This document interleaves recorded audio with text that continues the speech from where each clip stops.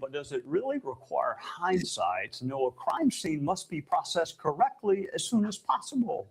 Does it really require hindsight to know time is of the essence in a kidnapping case? The sheriff of Pima County, Chris Nanos, acknowledged his department released Guthrie's home as a crime scene too soon, only to have to return days later.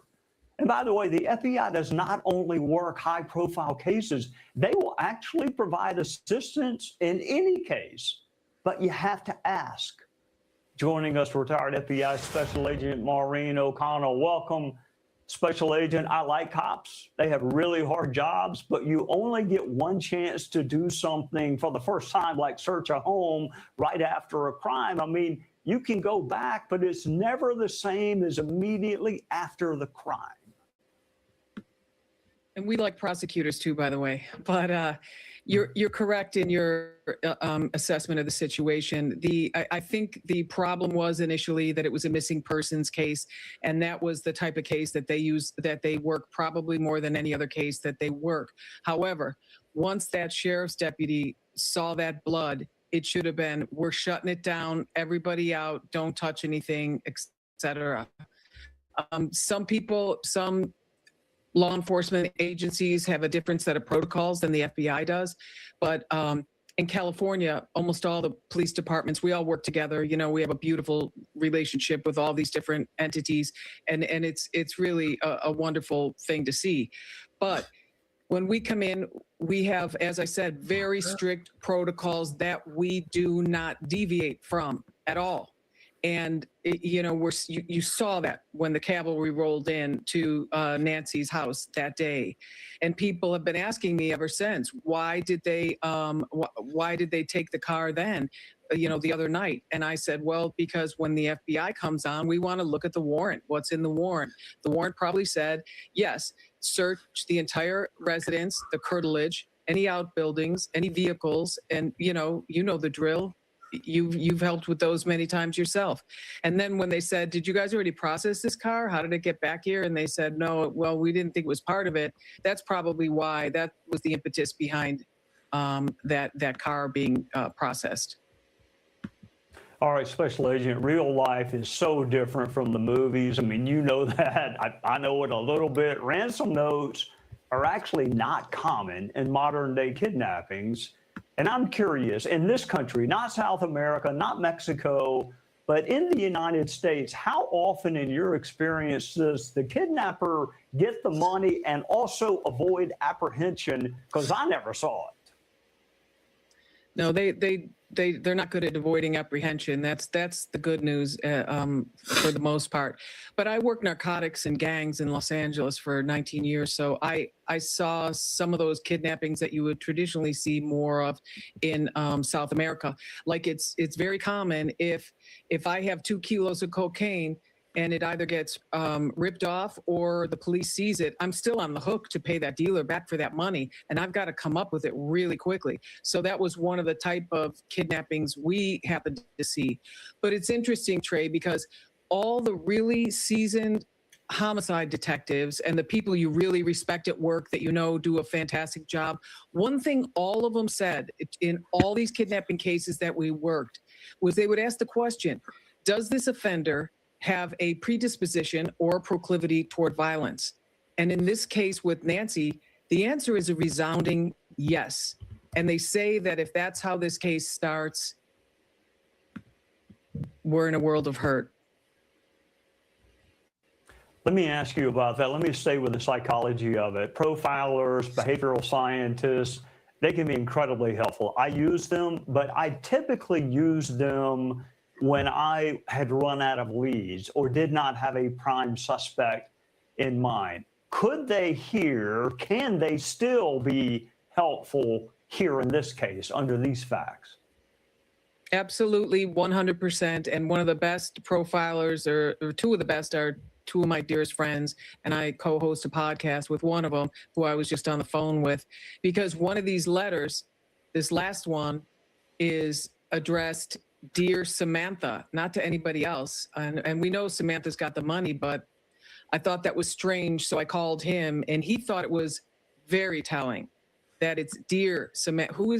What kidnapper who injured your mother is going to say, or Savannah, what kidnapper is going to say dear? That's a very, that one word jumped out at me. I immediately got on the phone with him, and I didn't tell him what was surprising, and that jumped out to him also. So I think, Trey, to your point or your question, we technically would use them further on down an investigation also. I think it's much more of a practice now to do it early on, because they can be so impactful in such a powerful way. So yes, they're working with every aspect of this. Well, I mean, in a kidnapping case, time is so important. I might bring them in unless I had an immediate suspect, like a husband, like a boyfriend, which frequently it is. I would take advantage. And by the way, just so the whole world knows, the FBI is willing to help state and local law enforcement, even if it's not going to be prosecuted in federal court. So if there's ever a doubt, bring them in. Special Agent, thank you for your service to our country. Hey, Sean Hannity here. Hey, click here to subscribe to Fox News YouTube. Today's the second and final deadline set in the alleged ransom note for Nancy Guthrie as the desperate search for this 84-year-old mother enters its 9th day. And the whole thing is just tragic. The Guthrie family says they will pay, sending this heart-wrenching message to their mother's abductors over the weekend. We received your message, and we understand. We beg you now to return our mother to us so that we can celebrate with her. This is the only way we will have peace. This is very valuable to us, and we will pay. So Matt Finn is live outside Nancy's home in Tucson, Arizona with the latest. Matt.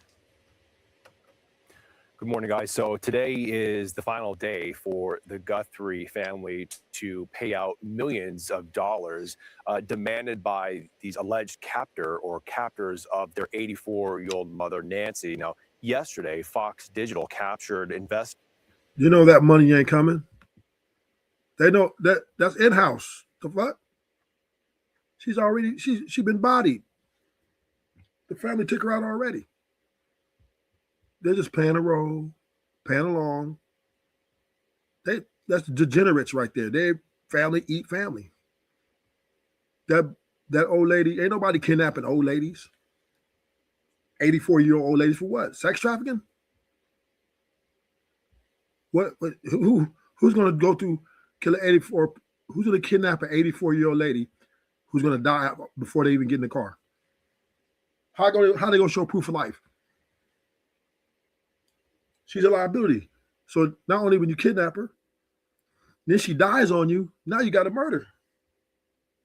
Now you're looking at special allegations, special circumstances, the death penalty. No way. Nobody's taking that risk. $6 million is not even worth that. Not even worth it. $1 billion ain't worth it because you never will. You're going to see the back. You're going to get the death penalty. investigators using a pole to probe what appears to be a water hole or drainage pipe behind Nancy Guthrie's home here. Also on Saturday, Fox Digital captured investigators at the home of Savannah's sister, Annie, apparently taking pictures on the property at night.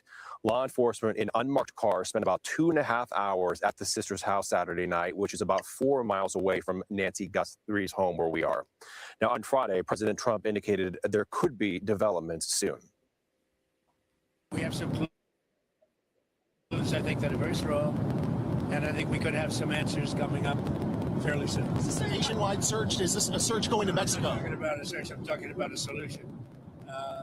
We have some things I think that will maybe come out reasonably soon from DOJ or FBI or whoever that could be suspect. Yeah, could be definitive.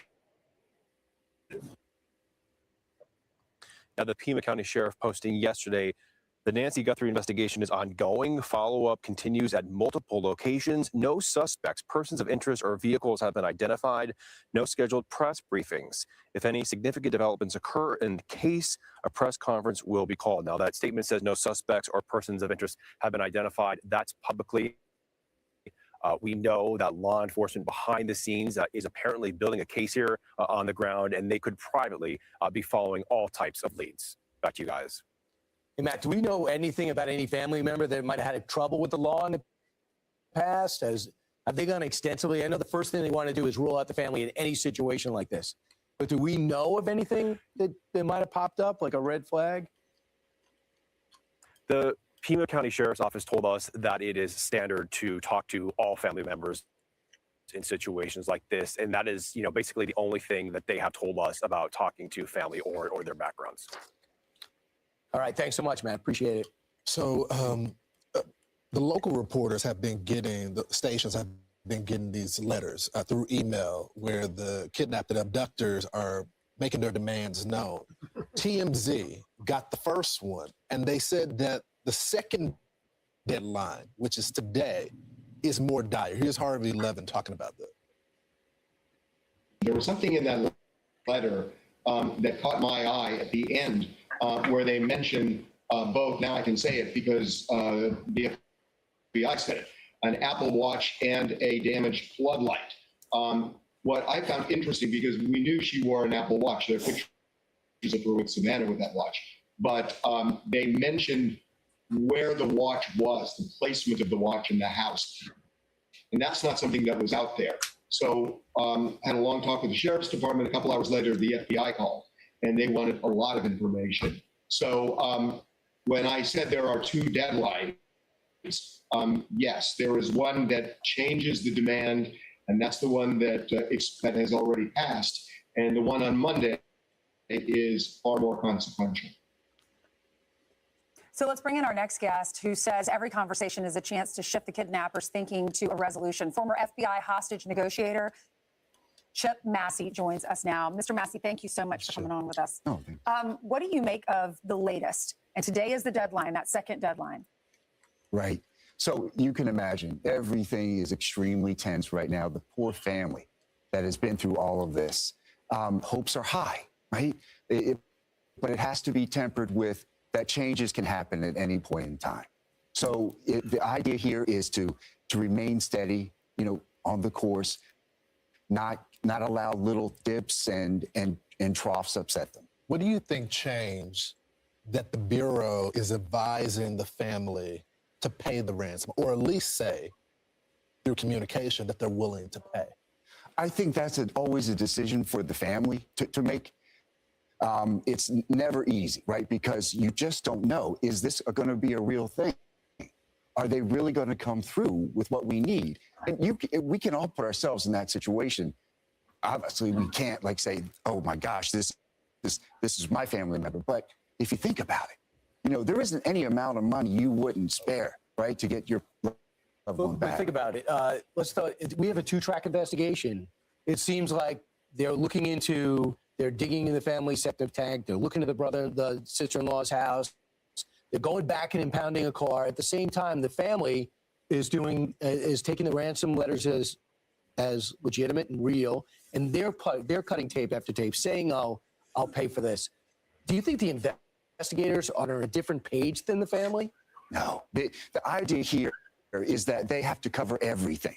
And there might be little pieces of evidence, little pieces of clues that lead to something that might have been not seen before, or as they're interviewing the family members, they're getting more details like, oh, that wasn't mentioned before. Let's go back and take a look at that. But everyone is being talked to. Every lead is being uncovered. Are you comfortable with the sheriff going to the basketball game on Saturday night while Savannah Guthrie is addressing the second deadline? Everybody handles stress differently. I'm sure he has his most capable people working on it. But, ultimately what is that there are thousands of people working on this case. And I know they're giving their best. When Savannah released that video on Saturday with her brother and sister that we just aired, the latest one, saying we will pay, it sounds like she said, we got your message and we understand. How did she get the message from the person who has her mom? Right. So a lot of that we're not privy to, but obviously she was talking to the captors, right? She was saying something to them that made sense according to that message. So it's very disciplined. It's very pointed. and she's making sure she hits what she needs to, so that that captor, it resonates with them. Chip, do you have? I know it's hard for law enforcement, especially to criticize other law enforcement because you don't know what information that they may have there. Yeah, they're going to get to the bottom of this. They're going to get to, listen, the problem is right in front of their face. Problem is right in front of their face. The family is suspicious. They're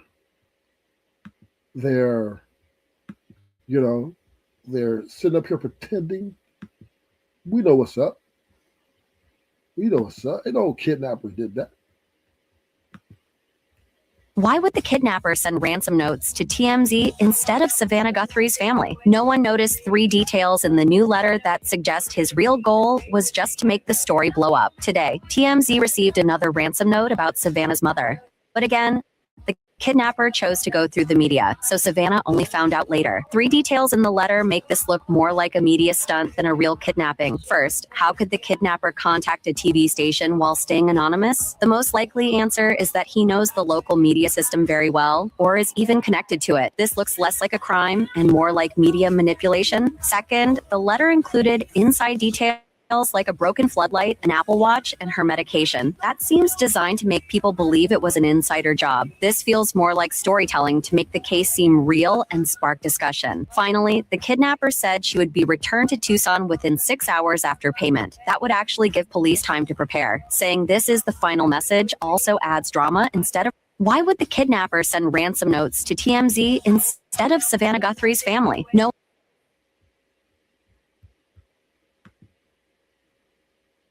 And troughs upset them. What do you think changed that the Bureau is advising the family to pay the ransom, or at least say through communication that they're willing to pay?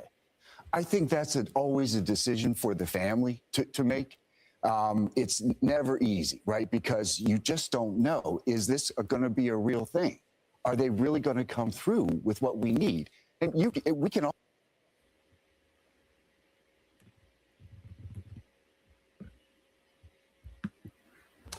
Hindsight is 2020, but does it really require hindsight to know a crime scene must be processed correctly as soon as possible?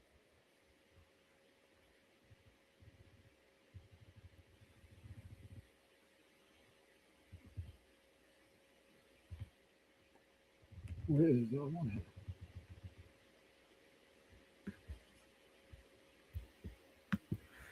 Hindsight is 2020, but does it really require hindsight to know a crime scene must be processed correctly as soon as possible? Does it really require hindsight to know time is of the essence in a kidnapping case? The sheriff of Pima County, Chris Nanos, acknowledged his department released Guthrie's home as a crime scene too soon, only to have to.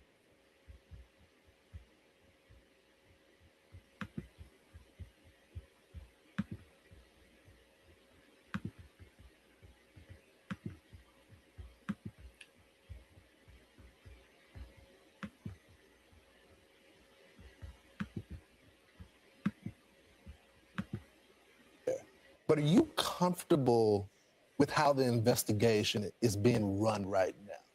Because so many people I know in the field, it's like, you just don't do that.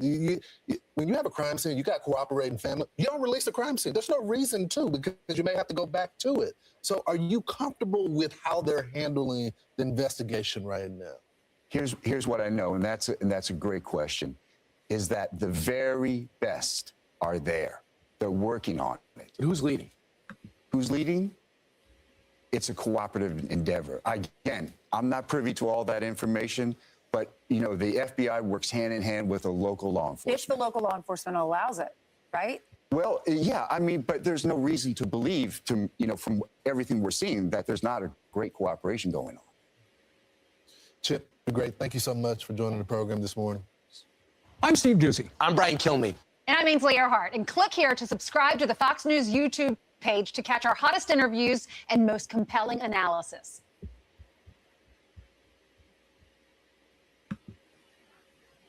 But first, the hot topic of the hour, the search for Nancy Guthrie now enters a second week. A second alleged ransom deadline set for today at 5 p.m. Mountain Time. The demand reportedly set at $6 million. KGUN 9, which is a local TV news outlet, says the sender is threatening Nancy Guthrie's life if the ransom is not paid today by 5 o'clock. Savannah Guthrie and her siblings released a new video over the weekend saying that they will pay the reported ransom, begging for her return. Watch this. We received your message and we understand. We beg you now to return our mother to us so that we can celebrate with her. This is the only way we will have peace. This is very valuable to us, and we will pay.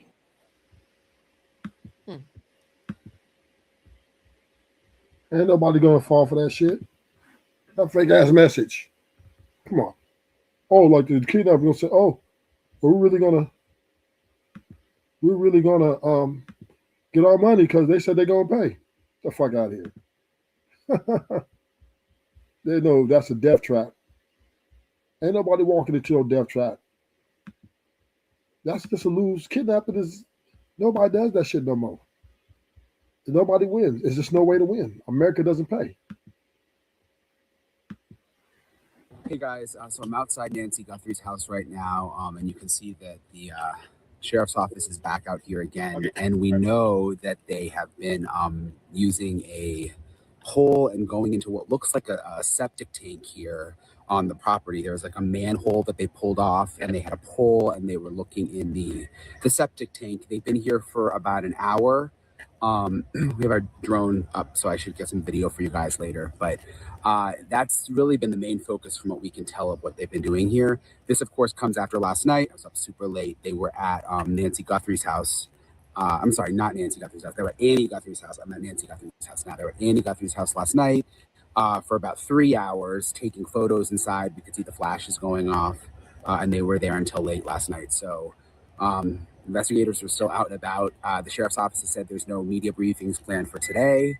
Yeah, that's the latest. I'm gonna try to get you guys some drone videos soon, and I'm gonna. Here's the other thing that's really bothering me about. I agree with you that the reporters, many of them did a good job, but there were some glaring questions that were not asked. The timeline was changed dramatically on Sunday morning. What this sheriff had been saying to us before was that at 11 o'clock or just after 11 a.m. on Sunday morning, the family was notified by a friend in the church who noticed Nancy didn't attend, and they went over to her house, and about an hour later, they called 911. That was the story this whole That week. created a lot of consternation. Then we got to the and many people said, why did it take an hour? How do you, like, especially seeing It's the same thing in the Western Name case. Right?